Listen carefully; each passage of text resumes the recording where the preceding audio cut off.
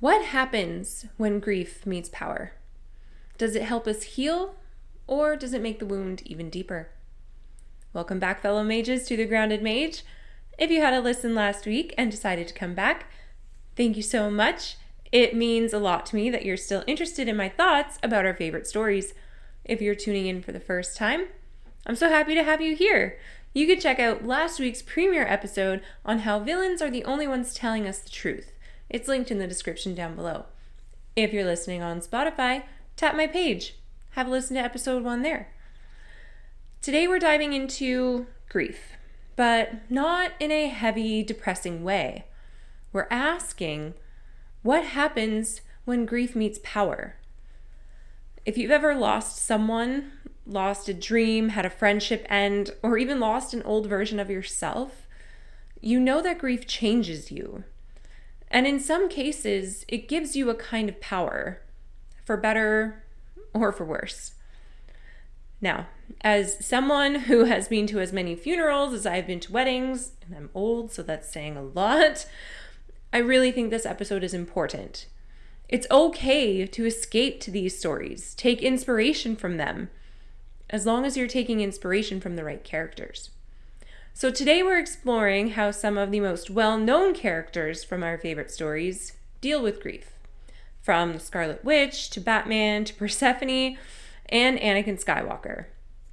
Many of our heroes and villains, yes, we have to talk about them too, have faced grief and have either had it shape them into something wonderful or something awful. So, let's get into it.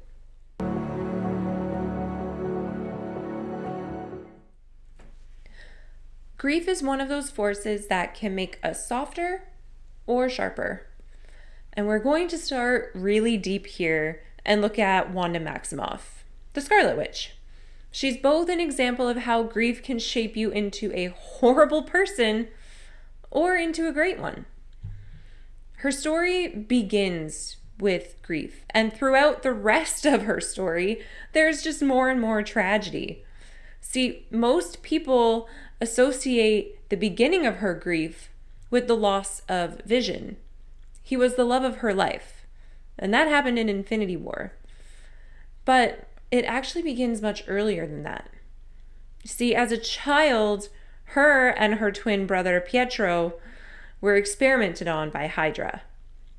Now, I know in the original comics and for decades, Wanda and Pietro were considered mutants and to be the children of Magneto.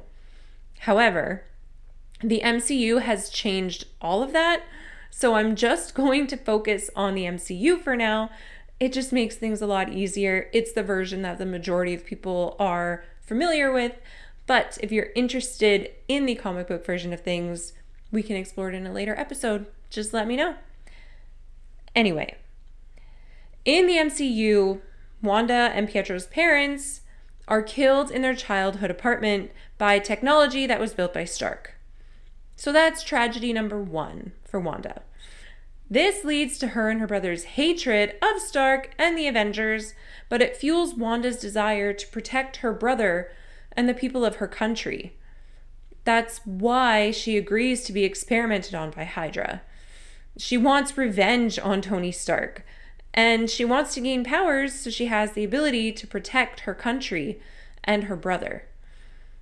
Now, she does start villainous. She's against the Avengers, which we are made to believe is villainous, but honestly, there's a deeper conversation there too. She hated Tony Stark, but her goal was to protect her people. So when she learned that Ultron wanted to destroy all life, she switched sides to work with the Avengers, making her a hero. Tragedy number 2 for Wanda. Her twin brother Pietro sacrifices himself by stepping in front of Ultron's gunfire to prevent it from hitting Hawkeye and the child he was protecting. When this happens, Wanda has a very quick reaction of rage. She drops to her knees. She releases this giant burst of energy that vaporizes nearby Ultron sentries. And then she just buries it deep. She continues to fight the enemies instead of processing this loss. and it becomes a major part of her future decisions. Number 3, she loses Vision. Again, he's the love of her life, forced to unalive him herself in Infinity War. She had to aid in sacrificing him because it was for the greater good. And ultimately, with Thanos' power, that ended up being a waste of time because he turned back time and unalived Vision again, forcing her to witness it a second time. And her grief is so deep that she literally bends reality to bring him back. And in between that, she loses Natasha Romanoff, or the Black Widow, as most of the world knows her. She sacrificed herself so Hawkeye would have a chance to live his life with his daughter and his wife. But Wanda felt that she was the only person left who understood her, that she could talk to. And now she was gone too. So we can call that a tragedy as well, at least in her eyes. Wanda creates an entire town, a whole fake life where she doesn't have to feel the pain. The pain of losing her brother was also tied to this world that she created because she hadn't processed that pain. So it was very embedded in this choice that she made. But her power doesn't just protect her. It traps everyone else. And that's the truth about grief. When we try to escape it, it spills over and affects everyone else around us. Tragedy number 5. Yes, they keep coming, but this is the last one for now. Her twin boys, Billy and Tommy, disappear when her magical fake town disappears. And after this, she goes into hiding. She shuts herself away. She tries to understand her powers better, eventually becoming the villain in the latest Doctor Strange movie, fueled by the rage of all the losses that she has suffered. And her story is still ongoing. It's right now believed that she wants to right the wrongs that she has done and become a better person again. But we'll have to wait and see where that goes. Grief can pull us into so many different directions, and Wanda is the best example of how it can fuel the best parts of ourselves and the worst. Okay, question. Have you ever seen someone avoid their pain so much that it starts to affect the people around them? Maybe you've done this yourself without realizing it. This isn't just Wanda. Disney, which I guess technically Marvel too, but still, tells this kind of story too. We can look at Elsa from Frozen. Her grief after accidentally hurting Anna makes her isolate herself, locking everyone out, literally and emotionally. She dislikes herself. She dislikes the power she's been given because she's unable to understand and control it. And it only becomes worse after the loss of her parents. She's forced to take on a role that she's not ready for while still refusing to talk to her own sister. She shuts the entire kingdom out for years until she has no choice but to let people in. And when that finally happens, Anna meets someone who she believes is the one. And honestly, Elsa is the smartest woman in Disney so far. I mean, I really appreciate her telling Anna straight up, you can't marry a man that you just met. Way to go, Elsa. But here's the potential other side of that. Perhaps Elsa was frightened of losing Anna. Even after shutting her out for so many years, she just couldn't take another loss. There's a sisterly fight. Elsa runs away. She freezes over the entire kingdom because she cannot face her pain. And I'm sure we've all seen, or at least heard, how the rest of this goes. Anna goes on a journey to find Elsa. Elsa's desire to stay hidden away from the world results in her hurting Anna again, only this time it's worse. And Elsa has to make a choice at that moment. Face her grief and her fears, or lose the one person she has left who loves her unconditionally. And it's a Disney movie, so we all know which choice she made. Wanda and Elsa both show us that grief can create a false sense of control. It can give us incredible strength, but if we never face it, we risk hurting the people we love the most. Disney gives us another example of this. Okay, Disney gives us a lot of examples of this, but I'm gonna go with a crowd favorite. Simba from The Lion King. We remember Simba, right? He couldn't wait to be king. But then he loses his father, Mufasa. And then he just runs away. He buries his grief under the Hakuna Matata lifestyle. And part of what forces this is he's told by his uncle, who we'll talk about in a little bit, that it's his fault that his father has passed away. So not only is he running away from the grief of losing Mufasa, he's running away from the fact that it's his fault. He spends years living a no-worries lifestyle with Timon and Pumbaa, eating grubs, playing all day, sleeping whenever he wants. There are no responsibilities. He doesn't realize that the pride he left behind is suffering immensely from his choice. I mean, I know he was kind of banished by Scar under the threat of being killed by the hyenas, but he still chose to stay away even as he grew up and got stronger. It's not until a blast from his past stumbles upon him, literally, that he is forced to confront his loss, put his uncle in his place, and reclaim his place as king. Dumbledore said, "There comes a time when one must choose between what is right and what is easy." What we learn from these examples is running away from grief. That's the easy choice. We can shut it away, we can ignore it, pretend we are not the person who experienced it. Facing our grief, that's the right thing to do. It's the only way to take that part of our life and have it make us a better person. And that's what the heroes of our favorite stories do. They go through a traumatic experience, have an adventure of processing or finding themselves, and come out on the other side of it a more compassionate, open-minded, well-rounded person. There are times when we let grief consume us. We make it part of who we are. The problem with that is, the older we get, the more grief we end up experiencing.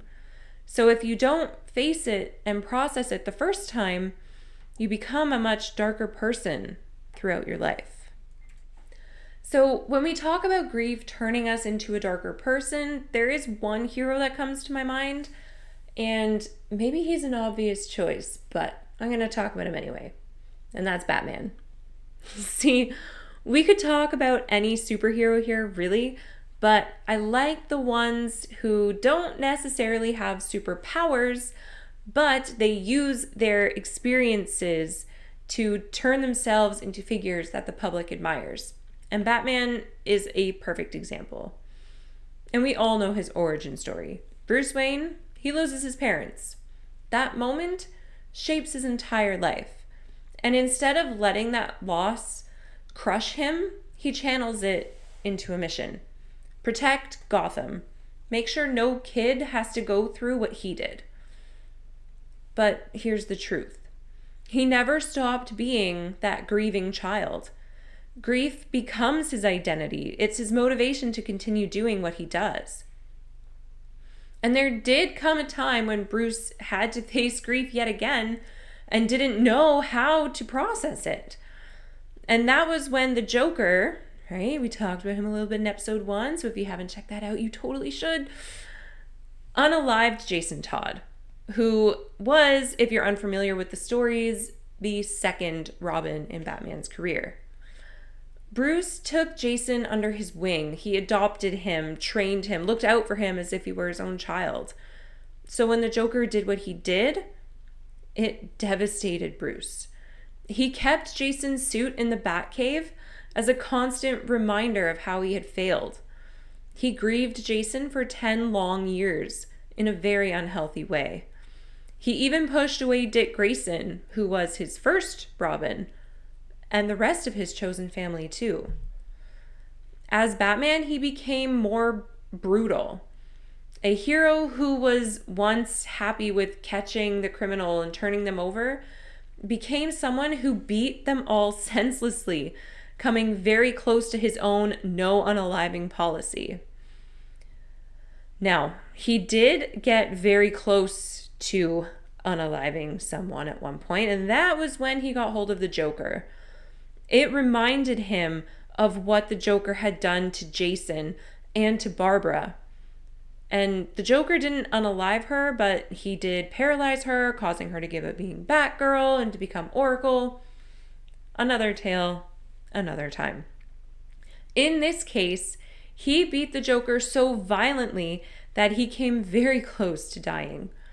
And if it wasn't for James Gordon, you know, the detective that sends for Batman all the time, he definitely would have unalived the Joker. His new prodigy, Tim Drake, and his longtime butler and man behind the chair, Alfred, had to pull Bruce back and make him face his sadness over the loss of Jason. Batman never stopped grieving the people that he loved and lost, but he never became the villain of his own story, though he did get very close. Okay, I'm going to do this again.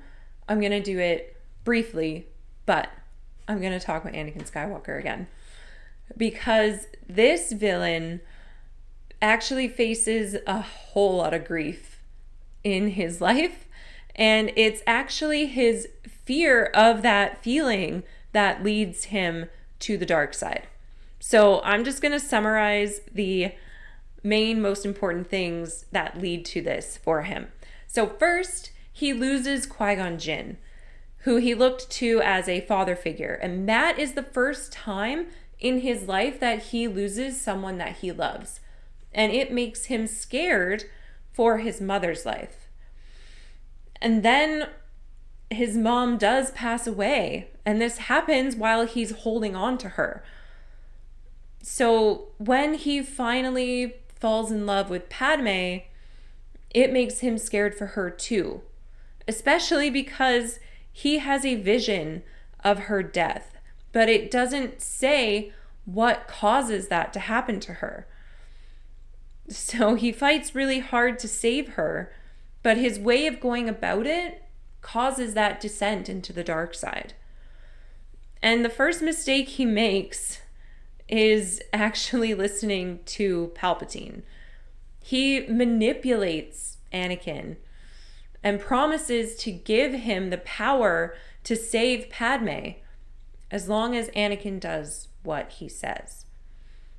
He tells Anakin that the Jedi are holding him back, and after they deny him the title of Jedi Master and tell him he's not allowed to be with Padme, he believes Palpatine. Now, of course, there are many other instances that lead him to become Darth Vader, like after his mom passes away, he actually mass unalives the Tusken people, men, women, children. He did not care.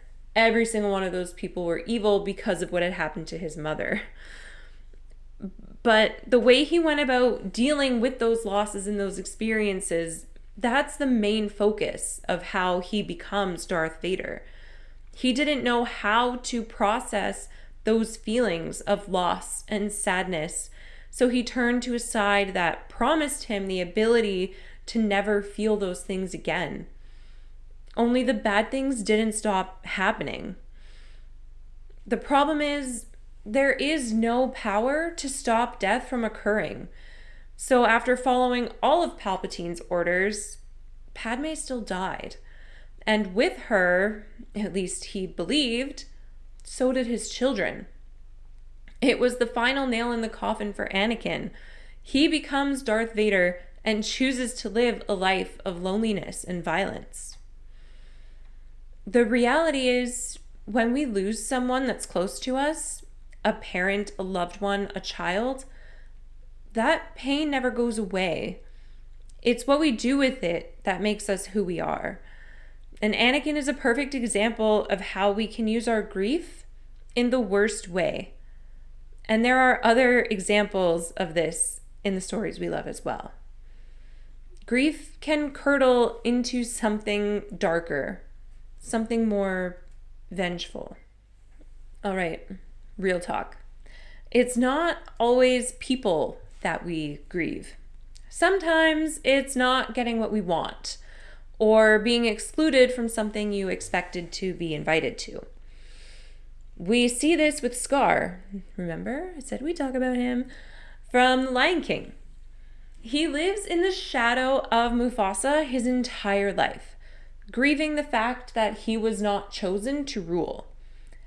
And instead of finding peace with that pain, he uses it as fuel for unaliving, betrayal, tyranny.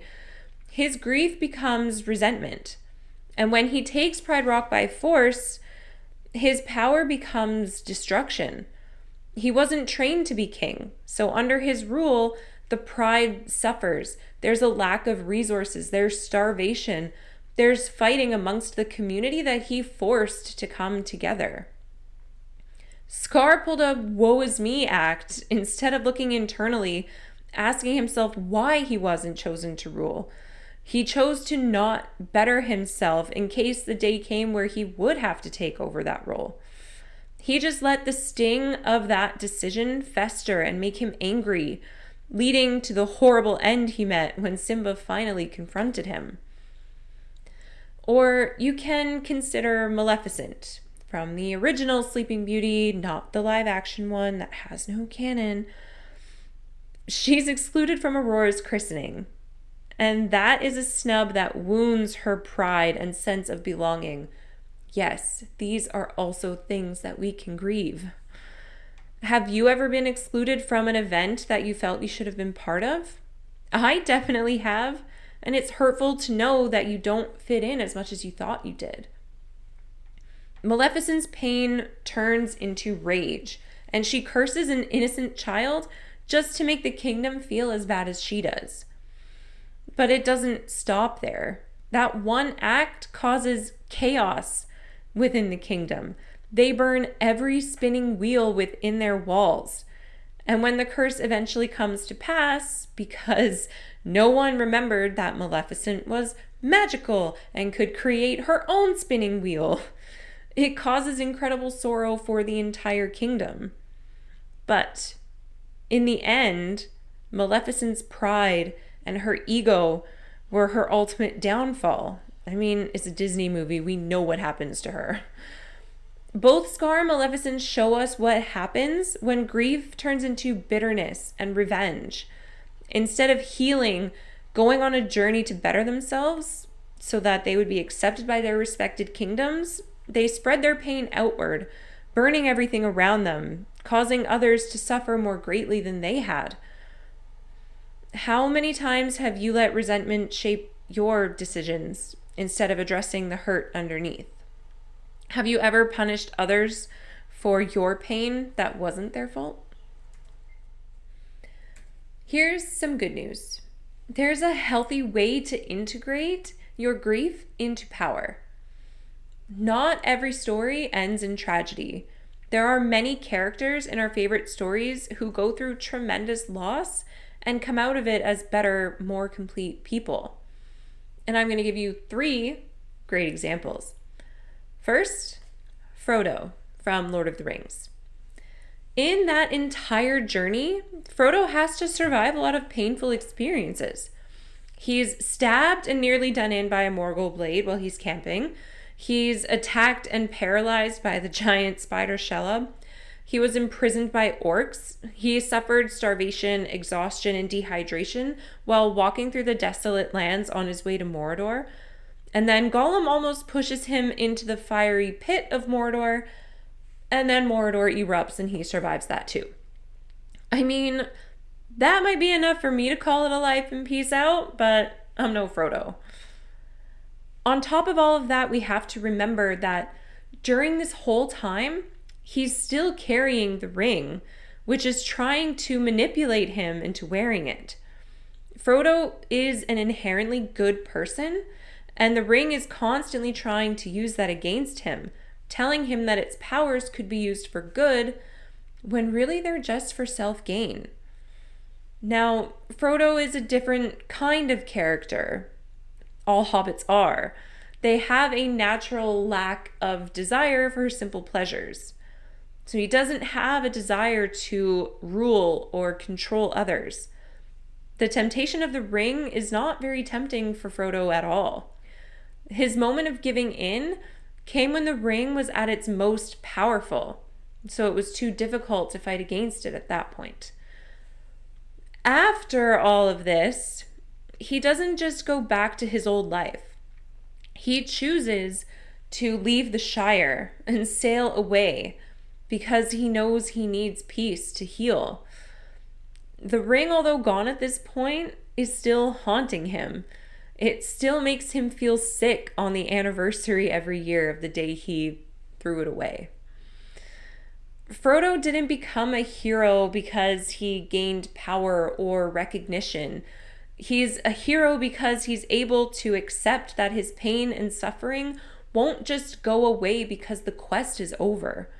He understands that dealing with the psychological wounds of his journey will be a process, perhaps one he has to go through for the rest of his life. We can also look at Persephone in Greek mythology. She's a really great example of how grief can actually make us more compassionate and powerful people. Persephone was a daughter of Zeus, and her mother was Demeter, the goddess of fertility and harvest. Now, Persephone was Demeter's only daughter, so she kept her very close, and she kept all men away from her, despite the interest that many of the gods had in her. She was sheltered from pain, loss, and suffering in her life. Zeus's brother Hades was the most persistent suitor of Persephone and had asked many times to marry her, but her mother always told him no. And one day Hades finally just has enough, and he talks to Zeus. And Zeus agrees to give Persephone to him, but he has to abduct her, so he doesn't have to fight with Demeter about it. He tempts Persephone by planting a beautiful flower. And while Persephone is frolicking and playing and collecting flowers in the meadow, she's enchanted by this flower. And when she goes to pick it, the earth splits open and out comes Hades to grab her and drag her down to the underworld. And the whole time she's on her way down there, she is screaming and fighting against him and struggling. And all she wants is her mother. Her abduction leads to her mother's devastation. Her mom quits her duties. There's no food, there's no resources. This causes famine, and it makes Zeus intervene. He needs Persephone back, so Demeter goes back to her duties, so he sends Hermes to go get her. Now, Hades is no fool. He knows what he wants, and he is going to have it one way or another. So, before she leaves, he convinces Persephone to eat pomegranate seeds. Now, in Greek mythology, eating those ties you to the underworld, so you have no choice but to come back. And once she discovers this, she stops being the victim. She even eventually falls in love with Hades. She shows a great jealous rage when Minth tries to pursue Hades. She tramples her and turns her into a mint plant, which may seem a little villainous, but she knows what she likes and she wants to protect it. It could have been worse, right?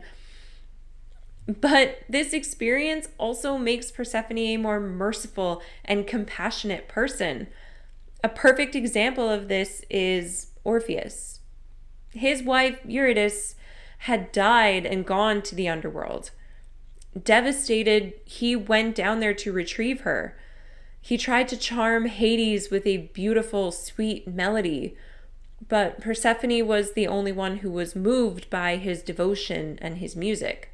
So she intervenes on Orpheus's behalf and convinces Hades to let Eurydice go. with the only condition being Eurydice cannot look back on her way up. She also shows compassion to Heracles in his mission to capture Cerberus. Some versions of this story say that Heracles just asked Hades for permission, but in many versions of it, it's actually Persephone who convinces Hades to let it happen. And this helps Heracles complete his final trial, granting him immortality and a place amongst the gods. Through her time in the underworld, she went from naive maiden to experiencing the pain and sorrows and punishments of those around her. She's eventually able to understand joy and sorrow, which makes her a beautifully balanced queen. And our last example is Moana. And I will make this quick because I'm sure we all know this tale by this point. She actually grieves more than one thing in her story. And it starts with her island. It's losing its resources. The crops are rotten. There's barely any fish. She grieves the destruction of her island's way of life. Moana is a curious heroine. She wants to travel beyond the reef, the one thing that her people are certain protects their island. She wants to find more food, to find out what might be causing this destruction. She wants a solution and the betterment of her people. But then she loses her grandmother, who was the one person who believed that she had the right state of mind. She told her the secret of her ancestors, which plants a deeper seed in her mind to follow her heart. And instead of using her grief to hide away and stay put, she uses that pain to go beyond the reef. She's determined to find Maui and confront Te Ka. She has doubts and she struggles, but eventually she and Maui literally restore life to the ocean. So, how do we apply these stories to our lives? We know these stories and we think, well, I'm not a Disney character or a Greek goddess. How does it apply to me? Grief applies to all of us. Not one of us goes through an entire lifetime without experiencing some form of it. You grieve people who pass on. You grieve friendships or relationships that don't last. If you're someone like me who went through your parents separating, you grieve that too. The lesson from these stories is how to process that and how not to process that. All of these characters remind us that grief doesn't have to define us forever. It can transform us into someone wiser, more powerful, and more whole. So, here's the truth about grief and power. Grief gives us a choice. We can let it fuel our revenge, our control, our isolation, or we can let it deepen us, make us more compassionate, and transform how we use our power. We can use our grief to understand ourselves and help the people around us. Like all of the characters we talked about today, yes, even the villains, we all have that choice. Power doesn't erase grief. It amplifies it. The real magic is learning how to use that power to build something better, not break what's left. So today I'll leave you with these questions. What would it look like if you let your grief change you, not by hardening you, but by making you more compassionate, more purposeful? And what grief are you carrying right now? And how are you using your power? Are you healing, harming, or hiding? Thank you for listening today. If you enjoyed this episode, please like it, drop a comment, share it with a friend, and subscribe. Or you can just tell me which character's story spoke to you the most. I love hearing your thoughts. Until next time, make it make magic.